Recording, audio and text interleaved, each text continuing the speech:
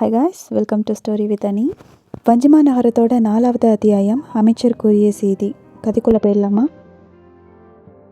மறுநாள் வைகரியில் நீராடி காலை வேளையில் காத்திருந்த குமரனை அமைச்சரின் தூதுவர்கள் வந்து அழைத்துச் சென்றார்கள்.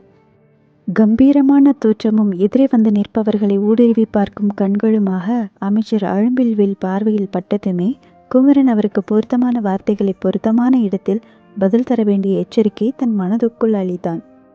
வேலுவிக்கோ மாளிகையின் நடு மண்டபத்தில் அங்கும் இங்குமாக உலாவிக் கொண்டே சிந்தித்துக் கொண்டிருந்த அழும்பில்வேல் அதே நிலைமையில்தான் குமரனை வரவேற்றார். படைத்தலைவரை ஓரிரவு தாமதிக்க வைத்து விட்டேன். ஒருவேளை கொடுங்கோளூர் படைக்கூட்டத் தலைவருக்கு என்மேல் சிறிது கோபம் கூட உண்டாயிருக்கும் போல் தோன்றுகிறது. அப்படியெல்லாம் ஒன்றுமில்லை. மதியுகியான தாங்கள் எதை உடனே செய்ய வேண்டும், எதை சிறிது தாமதித்து செய்யலாம் என்பதை என்னை விட நன்கு அறிந்திருப்பீர்கள். இதை கேட்டு பதில் ஒன்றும் கூறாமல் அவன் முகத்தையே சில வினாடிகள் மௌனமாக குறிந்து நோக்கினார் அவர். அவனுடைய அந்த புகழ்ச்சி வினீதின் அடியாக பிறந்த உண்மை புகழ்ச்சியா அல்லது வஞ்ச புகழ்ச்சியா என்று கொடுங்கோளூர் குமரின் கண்களில் தேடினார். அவர் பின்பு சுபாவமாக கேட்கிறவர் போல் அவனை கேட்கலானார். நம்முடைய தூதுவர்கள் கொடுங்கோளூருக்கு வந்திருந்த சமயத்தில் நீயும் கூட படைக்கூட்டத்தில் இல்லை போலிருக்கிறது. ஆம், பாதுகாப்பு ஏற்பாடுகளை கவனிப்பதற்காக சென்றிருந்தேன். என்ன பாதுகாப்பு ஏற்பாடுகளோ? இதற்கு மறுமொழி கூறுவதற்கு சொற்கள் கிடைக்காமல் குமரனுக்கு நா குளறியது.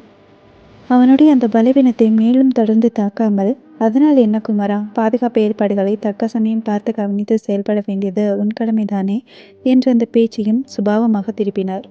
அடுத்தாற்போல அவர் கேட்ட கேள்விதான் பெருஞ்சந்தேகத்தை கிளர் செய்வதாயிருந்தது. ஆமாம், உன்னிடம் ஒன்று கேட்க வேண்டும் குமரா. கொடுங்கோளூர் படைக்கோட்டத்திற்கு அருகே ஒரு அழகிய பூந்தோட்டம் உண்டல்லவா? ஆம், உண்டு. அந்த பூந்தோட்டம் முன்போலவே இப்போதும் செழிப்பாய் இருக்கிறதா? கொடுங்கோளூர் நகரத்தில் எனக்கு மிக விருப்பமான இடம் இயற்கை அழகு கொதிக்கும் அந்த பூந்தோட்டம்தான். இப்போது மறுமொழி கூற நான் குளறியது அவனுக்கு.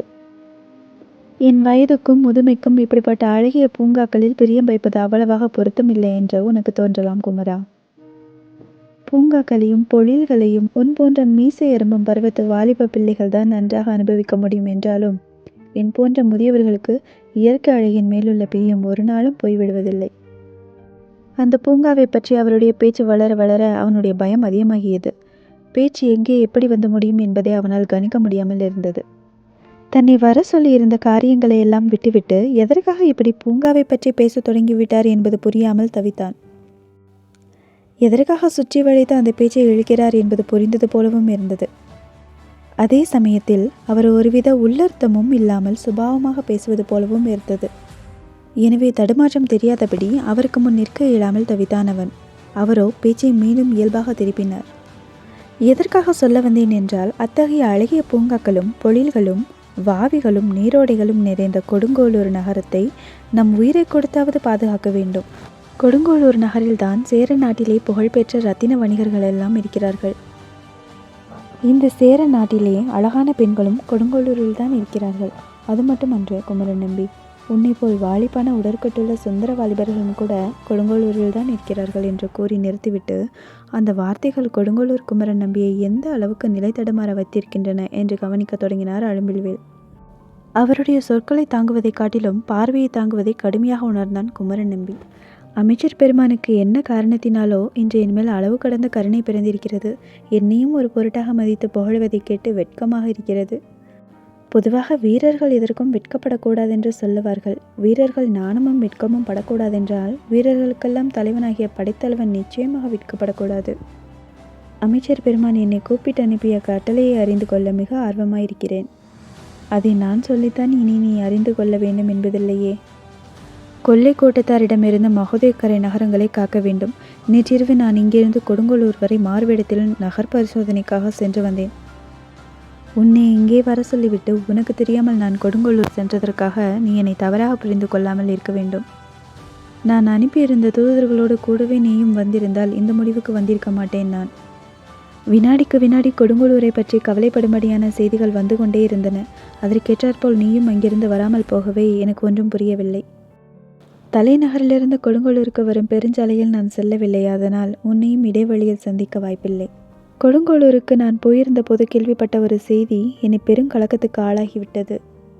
அப்படி என்ன பரபரப்பான செய்தி அது? நேற்று முன்னிரவில் தானே நானும் அங்கிருந்து புறப்பட்டேன். எந்த செய்தியையும் நான் கேள்விப்படவில்லையே. என்ன செய்வது? நீ அங்கிருந்து புறப்பட்ட போது அப்படிப்பட்ட செய்தி எதை பற்றியும் நீ கேள்விப்பட நேரவில்லை.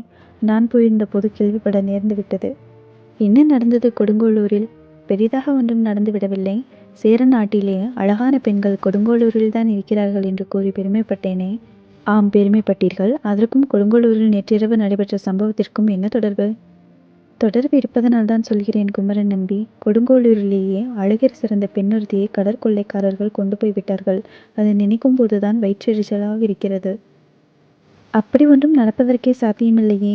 ஏனென்றால் நான் அங்கிருந்து புறப்படும் போதே கொள்ளை மரக்கலன்கள் கடலில் வெகு தூரத்தில் அல்லவா இருந்தன. என்ன நடந்தது, எப்படி அந்த பெண்ணை சிறைப்பிடித்து கொண்டு போனார்கள் என்பதே ஒருவருக்கும் தெரியவில்லை. கடற்கரை பக்கமாக உழவு போனவளை காணவில்லை என்று ரத்தின வணிகர் மனம் குமரிக்கொண்டிருக்கிறார். என்ன, ரத்தின வணிகரா? ஆம், கொடுங்கோளூரிலேயே பெரிய ரத்தின வணிகரின் மகளான அமுதவல்லியை தான் காணவில்லை. கடற்கொள்ளைக்காரனான ஆந்தைக்கண்ணனின் ஆட்கள் தான் சிறைப்பிடித்து கொண்டு போயிருக்க வேண்டும் என்று பேசிக்கொள்கிறார்கள். ஆ என்ற அலறல் குமரனின் வாயில் சொல்லாக ஒலிக்க தொடங்கி தடைப்பட்டது.